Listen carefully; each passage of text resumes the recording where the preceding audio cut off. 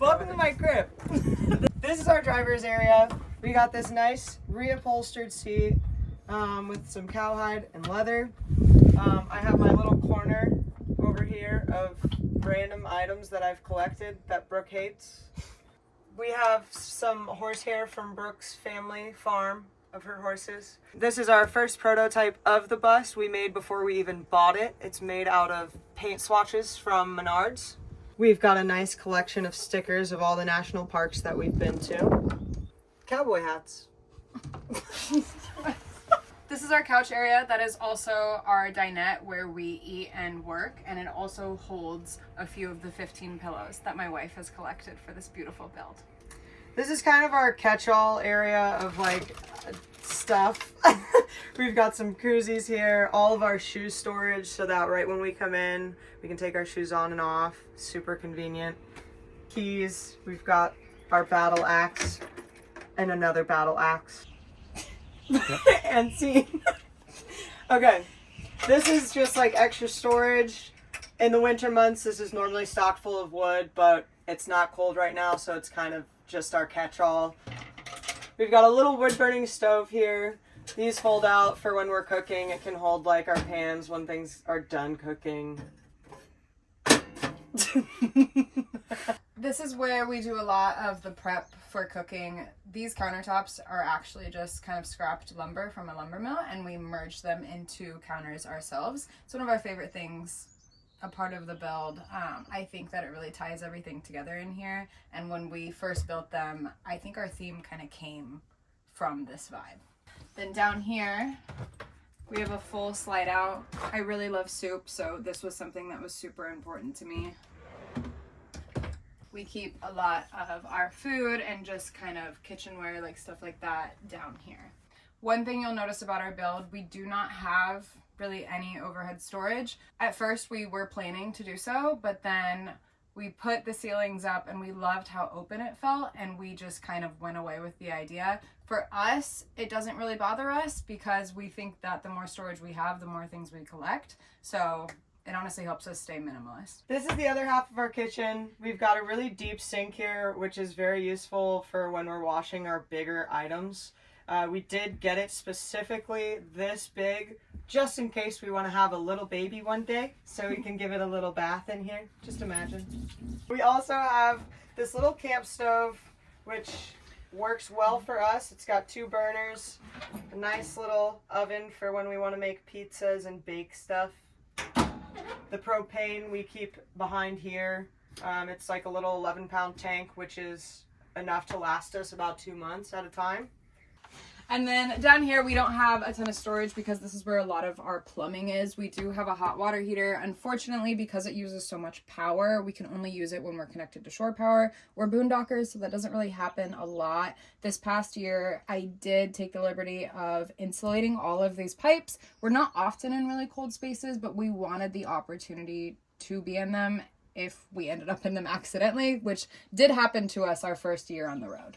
Come on back. We've got a beautiful fridge here. It's 12 volt. This is one of the only places where I get to collect things in the bus. So we've collected all of these stickers from friends and travels along the way. It's one of my favorite, honestly, one of my favorite spaces on the bus because it's just so fun to me. We also, up on the fridge, have these keys hanging here, and you might wonder, what are these for? We switched over our drawers to a cam lock system. They're meant for boats and marines. We've got some food in here, obviously, but this really helps when we're driving down the road so things don't go flying. We can lock them up, and then we just store them right back up here. So this leads to our bathroom. This barn door is actually over 100 years old. It was built by my great-grandfather, and we rescued it from like a decaying building on my family farm. Oh my God. Just kidding. This is our wet bath. It is essentially mortar and stucco. It has a composting toilet from Trolino. We also have a shower here.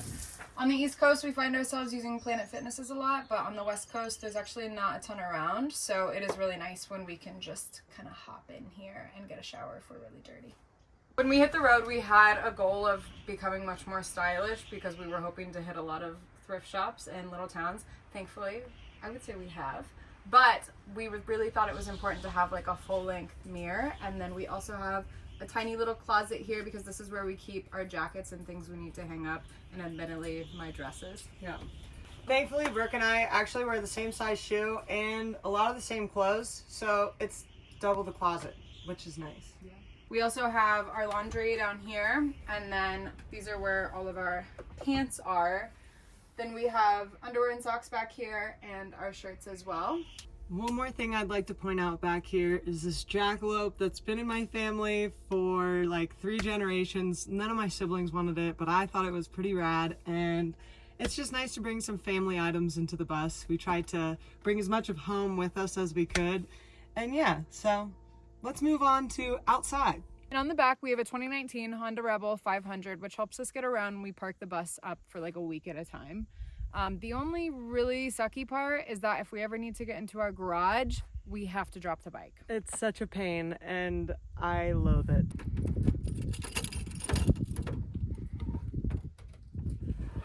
In the back, we have all of our things that we don't need on a daily basis, like festival gear. We have stand-up paddle boards, longboards, all of our tools and things like that for when we need to do impromptu fixes on the road. And right here, as you can see, we made a little whoopsie that no one will ever see, but we spent hours crying about, because when we went to put this lock in, we realized it didn't have enough room to shut. So make sure you leave yourself room if you're doing a build to fit your bed and your lock.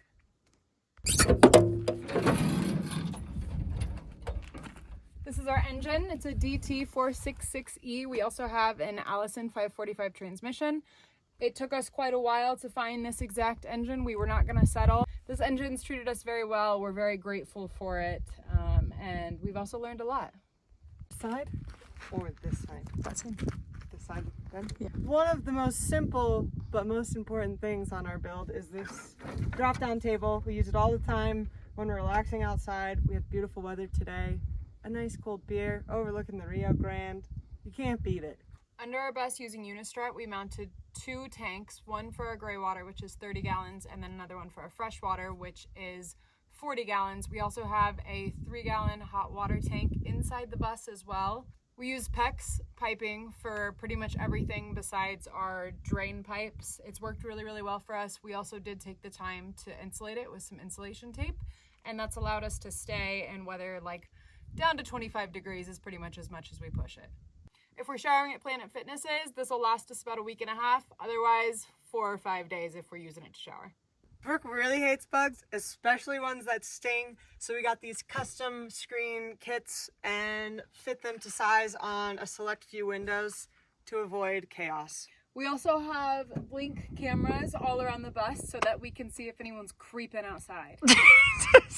2 more simple things we have on the outside. This beautiful bottle opener.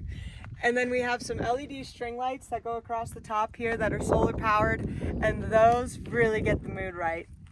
Last but not least, we have this really sturdy ladder to get us to the roof of our bus. Which leads us to the roof of our bus, which holds 800 watts of solar panels. And we have 400 amp hours of battery and a 2000 watt inverter, and the entire thing came in a kit from Rich Solar. I think we've done really well with it. We've only drained it 3 times in the past year and a half, and that was honestly based off of stupidity on our part.